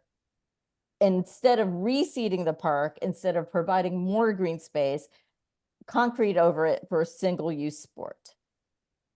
People are saying, no, it's not going to be single use. Everything's going to still happen. There's going to be noise. The noise is going to affect the Brooklyn Botanic Gardens. My husband is a guidance counselor in a Title I school in the neighborhood. That's where they have field days. That's the school's outdoor space, as is for many preschools and for younger grades. It's a multi-used, vibrant park. We're not against skateboarding. We want skateboarders in Brooklyn to have a beautiful space, but Tony Hawk has $11 million to put up. I'm sure he could make that space at Empire and Flatbush or very many spaces into a beautiful garden skate park without taking things away from the elderly, the disabled, the children, people of all backgrounds from using this park. It's the very best of what Jane Jacobs described as what city and public spaces should be. We don't want skateboarders not to have their space. We just don't think this is an appropriate space for it. And I will yield. 30 seconds left. Okay, next person. Aidan Vala. Yes, hello, hi. So, I keep feeling like I've been having this conversation over and over and over ever since the plans for this skating area was announced, and I just have a few thoughts, a few things. First of all, I'm 22. I have lived in this area for my entire life. I was born in Park Slope. I was raised in Prospect Heights. I grew up, I was a toddler afraid of going sledding on the big slopes in Prospect Park in the snow because I was afraid to get hit by the bigger kids. So I went sledding on the little slopes in Mount Prospect Park until I felt confident enough to go sledding on those big slopes in Prospect Park. And our green space is shrinking all of the time in this city and in the world. And I don't think that there is anything that justifies paving over any more of the little green space that we still have in Brooklyn. There seems to be some presumption that everyone objecting to this plan is just anti-skateboarder and doesn't understand how skate arenas work and needs to do more research. But in my opinion, this is not about NIMBYs or skateboarders, NIMBYs versus skateboarders. This is about concrete versus green space, and green space is so valuable. And I understand that it is possible for skate arenas to be green friendly, but even eco-friendly concrete structures aren't better than natural grass and dirt and plants for protecting our planet, for protecting us from heat, from fires, from flooding. If the future skate arenas of the world are all green and eco-friendly and incorporating plants and trees, that is fantastic. And I would love that. But at the same time, our parks need to stay untouched. And I also feel the need to point out that every time concerns about concrete are brought up, it's rejected by someone saying, if the plans aren't out, you don't know what it'll look like. It's going to be green. But the people telling me that haven't seen the plans either. So someone's insisting to me that I don't know it's going to be bad for my environment when they don't know that it's going to be good. And every argument I hear says that 30 seconds all left. the skate arenas in our area are run down, and that's why we need to build this one, because all the other skate arenas near us aren't good. And I just don't understand why, if we have all this money for a skate arena, why don't we spend it revitalizing an existing arena that's being used already, instead of paving more green space and building another and just abandoning the pre-existing arenas to rot? Why don't we build a skate arena somewhere that is not by a highway, not breathing in exhaust, that is green and full of plants, and keep our park? Why can't we have both? Right. Thank you. You're here. 100%. Thank you. Aiden, can you go? Next is Park Daily. All right, try to keep it short. Yes. After the last person would be Kate Yaskob. I have to cut off. I have other business for the committee. Right away, I would love to stop calling this a skate arena because I've never heard of a skate arena. So if there's any skate arenas, somebody please tell me where they are. This is going to be a skate garden. I'm Michael. I own a business in Crown Heights for 15 years. My family's been in this neighborhood for 3 generations. I don't think it's fair to tell the children of this community to get on the bus and go to a skate park someplace else. They deserve to have a safe place to skateboard in this neighborhood. Oh, baby. Park. There is plenty of room for everybody at Mount Prospect Park. Everything that you do there now, you will be able to continue to be able to do it exactly the same. There's room for everybody. That's it. I yield my time. Thank you very much for hosting.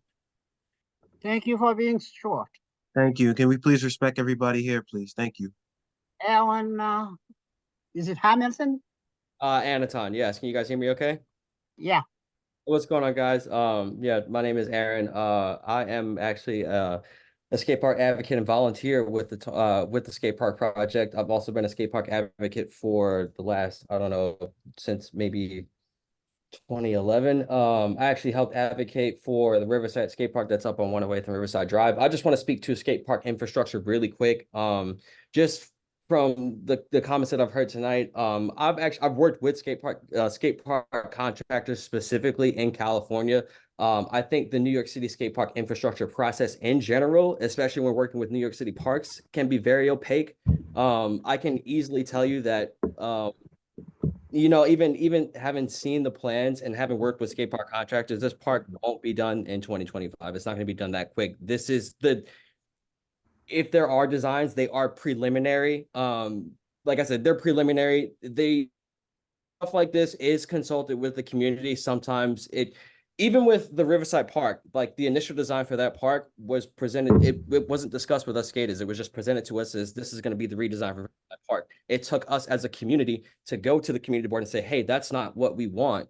Can you work with us on what we want? And that's what they did. So just small things like that. Also, when I hear things like, you know, just build it over a piece of concrete somewhere else.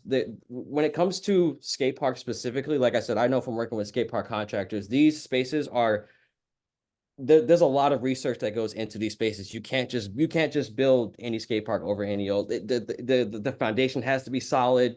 There are all kinds of, and there's a lot of intricate planning that goes into skate parks. And I know from volunteering with the skate park project. And I know the people that will be involved with this planning process will work with the community to make sure that inclusive. No one's trying to impede on your green space.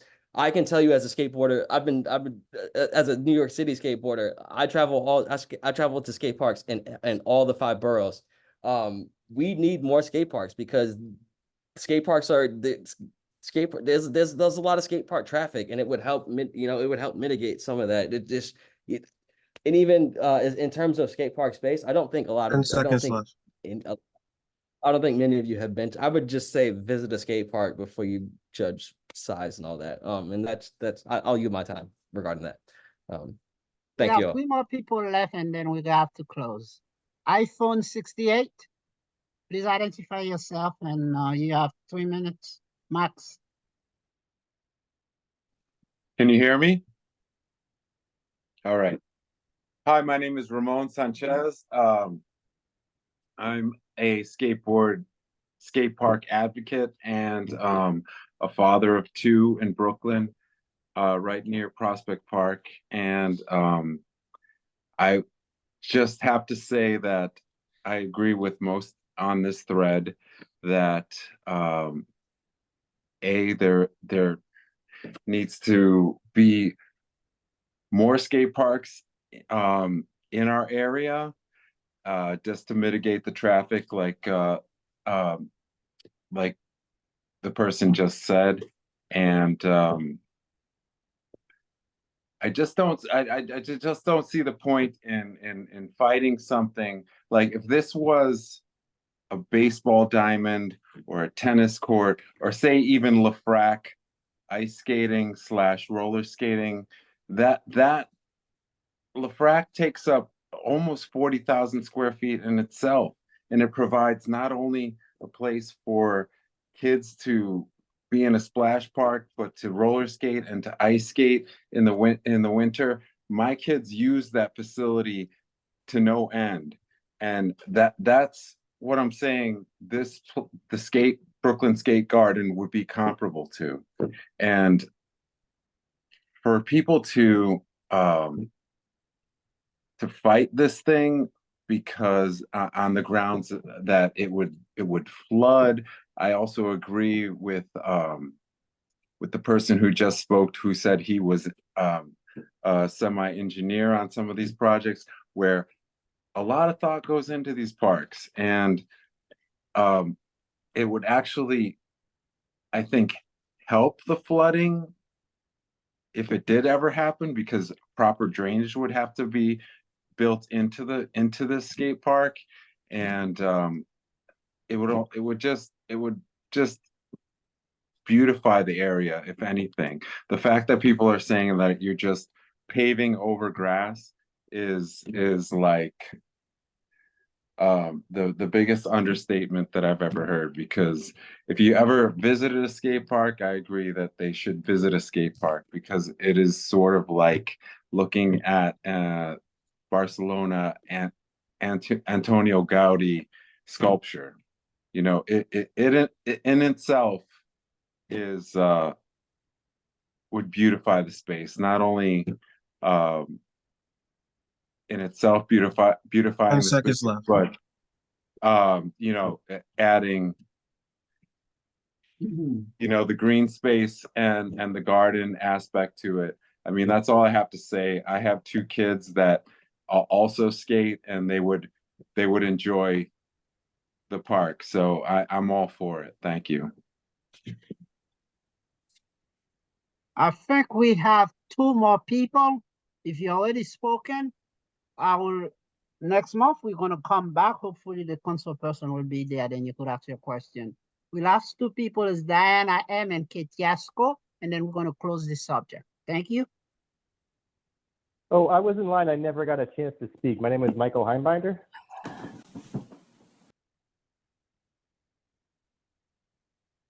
Yes, Mr. Almanor, please, if you can allow him to speak quickly.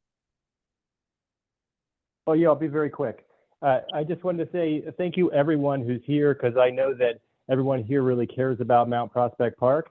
And I really think that people who are pro skate park and anti skate park actually have a lot in common. And like other people who have said here, there's nothing to be lose. No one's going to lose out here. I'm excited that there's going to be a multi-million-dollar investment in Mount Prospect Park. I've lived in the neighborhood for 20 years. My daughter went to PS9 and did field day at Mount Prospect, and the space where the part of the skate park will go. Both my kids started skating during COVID. They're excited to have a park that is not underneath the BQE or next to a sewage treatment plant. This is a place that can be more green than what's there. Right now, it's a degraded grassy area. This is a place that we can plant new trees, where we can have vegetation. This is a place that will trap more particle pollution. It's a place that will trap more carbon dioxide. It's a place that can better manage stormwater. And there isn't a plan for this. I've talked to as many people as I can about this. I've talked to the council folks, I've written them, I've talked to the Brooklyn Skate Garden people, the skate park project. There's no plan, because I hope that everyone here who's on this call will come and be part of the planning process, because I think all of you have legitimate concerns. No one wants anybody who's using the park now to lose access. No one wants less green 30 space seconds than we left. already have. No one wants stormwater management problems. And this park, it's going to be a multi-million-dollar investment. We can make this space greener. We can make it better manage stormwater. We can trap more air pollution and more carbon pollution. And I hope everyone can come together and enjoy the fact that we get to spend millions of dollars putting in a skate park, but also trees and vegetation and seating and water fountains. Thank you very much. Penultimate person, Diana, and the last one will be Kate Yasko. Go ahead, Diana, on mute. Hey, I'll try to keep this brief. First of all, the first time I saw professional skating was at the recent Olympics, and it was one of the most beautiful things I've ever seen. And it's interesting to know that skate park engineering isn't simple and that so much goes into it. The thing is, this is the first time anyone who's an actual expert on this has talked to us. All we've gotten so far is Crystal Hudson saying, well, it's happening, deal with it, which is not is not helpful. I know you think that we're really hostile to skating. We're not. Frankly, if the kids who skate in front of the Brooklyn Museum had another place to skate, that would be amazing, because I'm always worried they're going to get hurt. I'm worried they're going to get hurt on that hill because it's hard to get an ambulance up there. Skating, like any extreme sport, there is a chance someone will get hurt. I'm glad to learn it's a transitional park, because I didn't know what this freaking skating arena was supposed to be. We'd like more information, and we'd like people to stop telling us we're just overreacting to having no information. Because I don't know if you know our mayor, he doesn't like to tell people about things until he does them, and they're often upsetting. I yield my time. Okay. Thank you for your time. Our last speaker, Kate Yatsko. Just wrecked your weekend. Oh, Nick, jump! I wanted to say. Hello, everyone. Can you hear me? Hello? Yes, we we can hear you. can. I can hear you.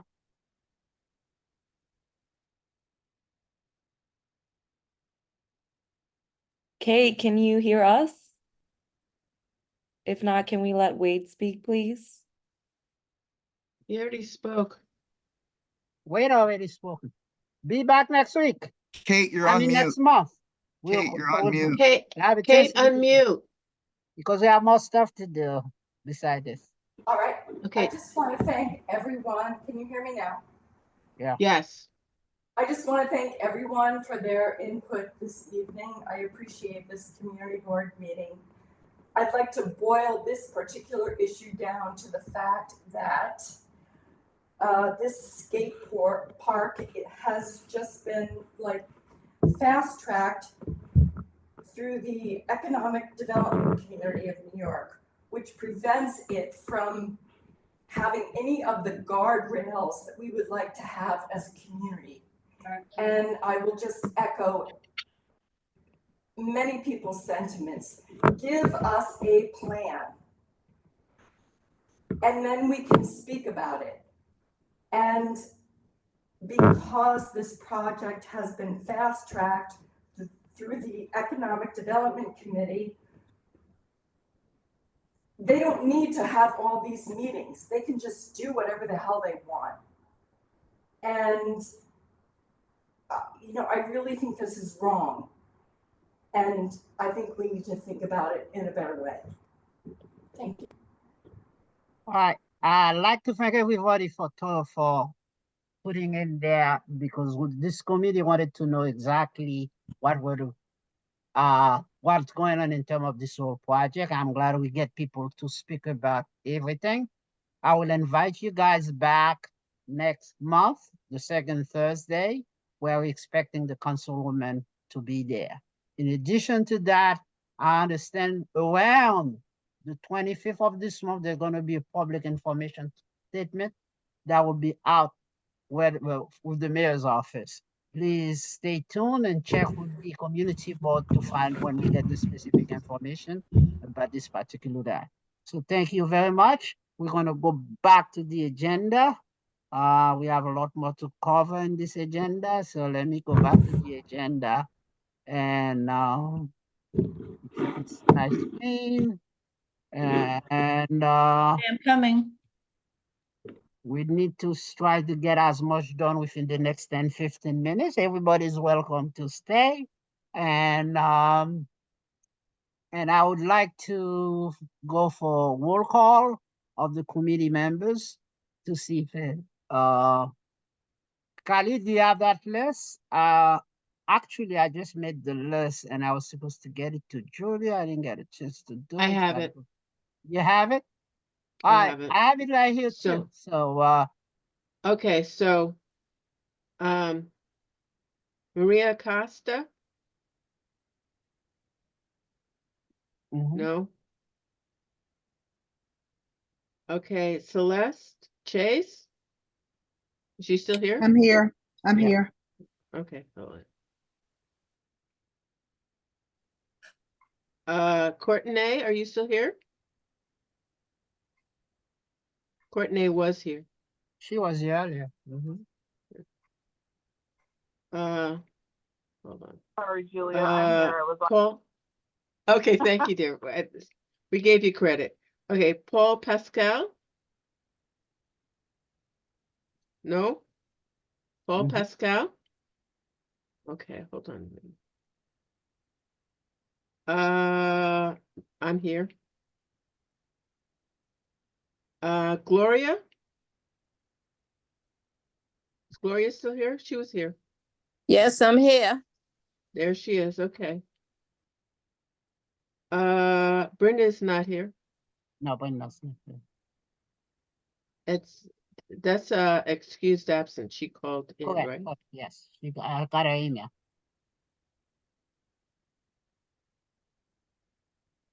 Okay, David, Romeo, are you here? Yes, I'm here. Okay, Yes, I'm here. okay, dear. John Saint Bernard? Nah, I've not seen John. Okay. You need to do something about that. Mm-hmm.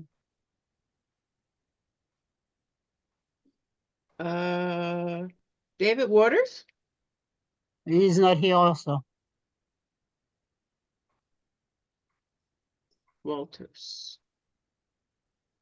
And Nicholas is here. Uh-huh. I'm the only one missing there. I should have. Okie doke. And And then we missing- had a guest as Edison McPherson.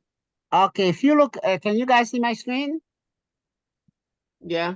Yes. Okay, we have one addition to our committee is Hannah Valasek. Oh, okay. So, she's been Welcome, appointed Hannah. to join the committee. So Thank I you. don't know, she spoke earlier, I don't know if she's still here. Yes, I'm still here. Hi. All right, thank you. Hi, We want Hannah, to thank you. welcome you to the committee. You had Thank asked you. to join our committee. And then And you we are a think, board member? Is she a board member? She's a community, if you look at my list, she's the list of the appointed Okay. community I got it. resident member, okay? I got it. Okay, got I it. don't think Thank we're you. gonna get any more board members until the board president appoint people who have applied, because I hope most of you have applied because the deadline was last month. So, I still applied, but I haven't heard back from any. well, you won't be hearing, we'll give it a couple of months. You will hear something. It's not a very quick process that we find out. At least if you get accepted, you probably will start around May or June. So it's around that time you're gonna find out. Okay? With that. Okay, so we've got that. So how many you people? wanna- Give me a quick count to see if we have a quorum. Okay, so you have, wait a minute, hold on. What do we need? 7? What do we need? Yeah, for a well, let's quorum? look at the list. And Okay, 1, Half plus 2. What do you 50 need? 50% plus 1. Okay, so I have 1, 2, 3, 4, 5, 6, 7, 8. I have 8. 8. I think we do have a quorum. Naima? Is she still there? Naima's here too. You didn't call her out. Yes. I didn't call you. Yeah. I know, but You I weren't see on- my you- name. I know, dear, but you weren't on my 1, other list that 2, I was calling. 3, Oh, okay, I'm here. 4, Okay, 5, Okay. 6. No. 6, 7, 8. Yeah, we have a quorum. Okay. Okay. Now, let's, if everybody, Brenda says she sent her, Oh, she sent she sent an email. with she sent an the- email regarding, Do you want me to the read it for you? The update for the community garden. And Yeah, I do. before we get to that, can we hear from Gloria? Anything else you want to update us on?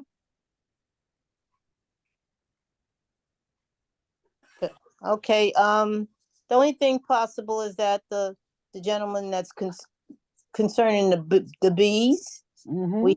we have a meeting, I believe it's going to be April 7th Mhm. at like 1 o'clock. He can contact me, and if you want to sit in and talk with the members pertaining to the bees, we Right. can do that. Yeah, because I think your garden. April has 7, some what interest. time? 1 o'clock, At your garden? yes. Which gardener is you? You're not Maple Street. Union Street Garden and Community Development. Yeah, on Union Street Garden. Okay. All right. Thank you for that. And I'll include in our minutes the information from Brenda. Also, I would like to make a motion to approve the minutes of the last two meetings. To pass Has them? anybody had a chance to look at that? Yeah. Are there any changes? I think I could put one up. Okay. Okay, why don't you do one at a time? Do Okay. February and then March. And Uh, was it January and February? January, we had a quorum. February, we did not have a quorum. So we really want to approve the meeting from January. Okay, all in favor? Notify by saying aye. Aye. Aye. Aye. All opposed? Any abstention? Okay. Seeing none, so minutes for January has been approved. Let's go. Are there anybody, something very quick, the constituency session liaison, anybody likes to report? Don't you do February too? No, February, we didn't have a quorum, so I don't see how we can approve it. I mean, it would be just for information. You can make you can approve the minutes. For information processes. Well, if there's so, you could put it on a motion and then we could vote. Yeah, you make a motion. I make a motion that we approve the minutes for February. A second. All in favor? Okay, you have to count. Can we go by unanimous consent? If you are opposed, just state your name. If you have any abstention. Okay. Was that the vote? No, meeting for February has been approved. Okay, cool. Quickly, maybe less than a minute, any information about from the cultural liaison report? We know we got something already from the Brooklyn Museum. We could move on to the other places, Prospect Park Alliance, Botanical Garden, and so on and so forth. Hi. Any Courtney updates? about the Prospect Park Alliance. Okay. Yes, go ahead. Very quick, they're doing a push to get funding for the Lakeshore renewal in the park. If you recall, with the heavy rains in fall of last year, there was a lot of problems that occurred. They're looking for funding. Right now they have an open like a petition and an ability to send letters to your electeds on their website. So if you'd like to support it, you can go to their website. What's it called? The Lake Improvement? Lakeshore Improvements. There should be some community meetings about it coming up. I don't remember. I was at that meeting also. I don't remember this off the top of my head. But we probably should check the Prospect Park Alliance website. They have a lot of that information there. And they're always in the Friday e-blast. Yes. They're pretty good at it. So I think that information will be there. Most over. Okay, so the next one is Botanic Garden. Yes.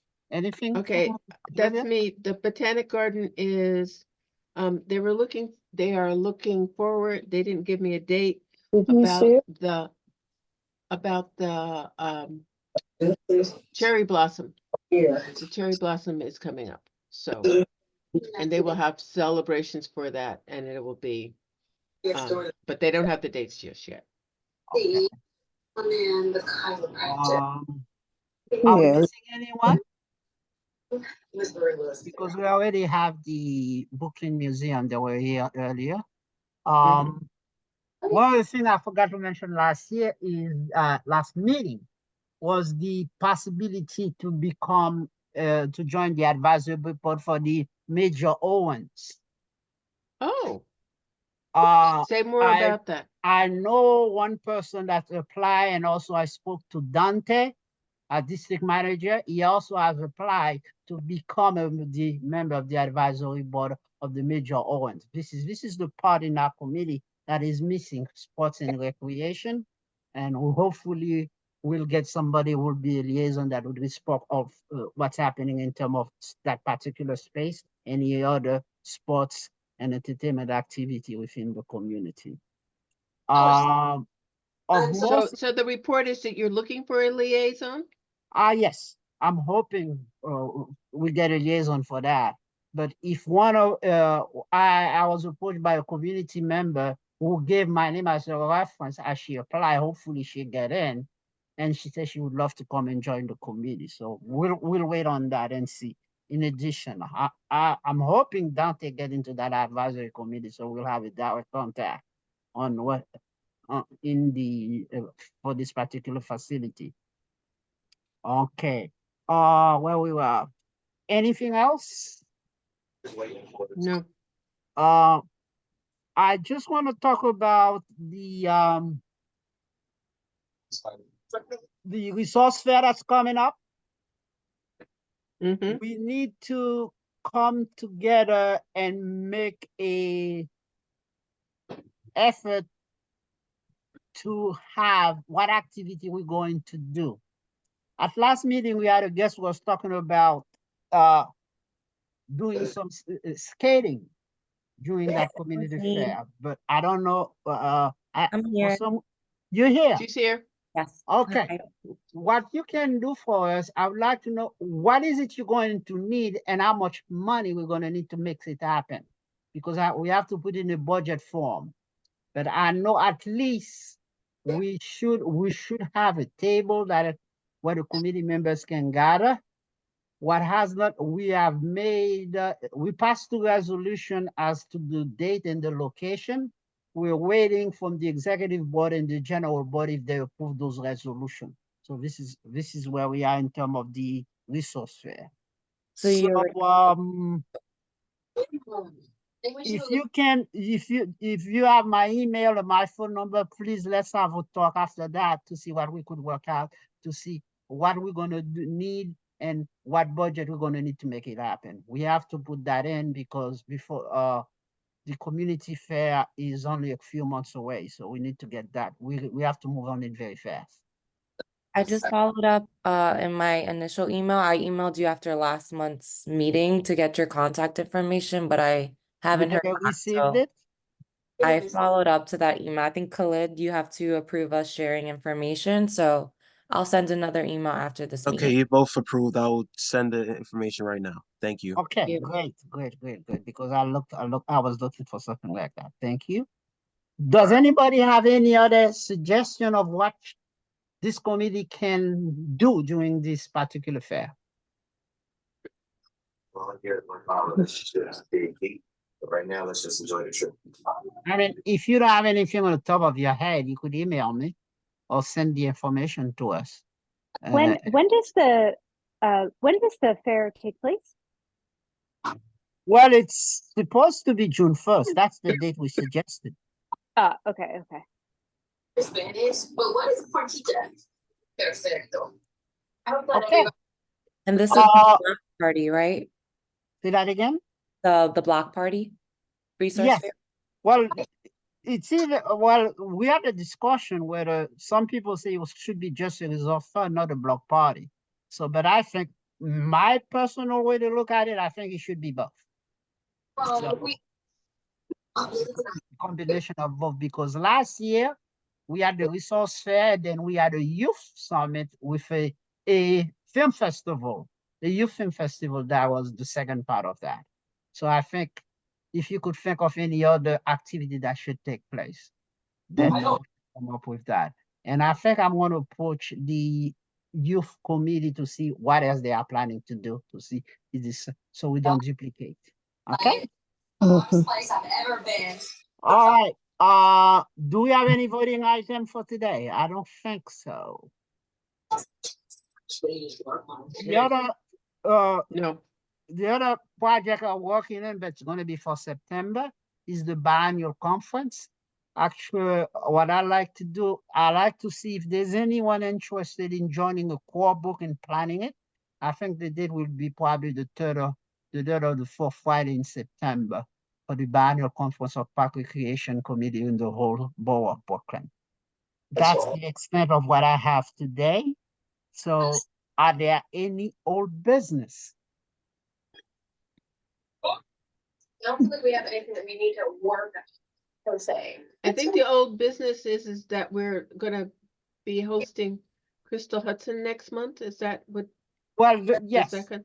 for the April meeting. So when the agenda got in, we should have a definite clarification Getting each other's about time.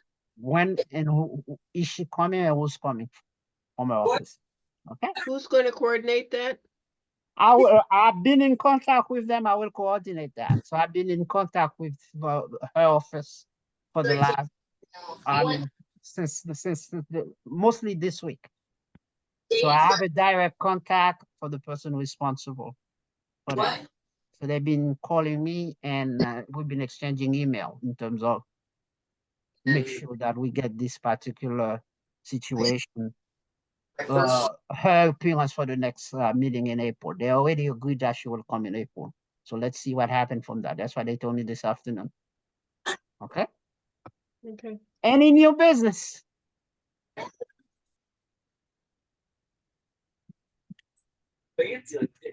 A motion to adjourn is in, since we have no new business, I will entertain a motion to adjourn. Okay. I move to adjourn. Is there a second? I second it. Okay, so meeting of the CB9 Park Recreation Corridor Committee is adjourned until next month, which is the second Thursday of next month. So And I'll try to get you the minutes by Saturday. yes, because I have to bring Yeah, them. we'll have the to talk about executive what we board. include. I gotta bring them to the executive board next week. Okay? Okay. Thank you. See you later. Thank you, everyone. Good night, for- Evening, everyone. everyone. Good night, everyone. Good night. See you. Okay. Bye-bye.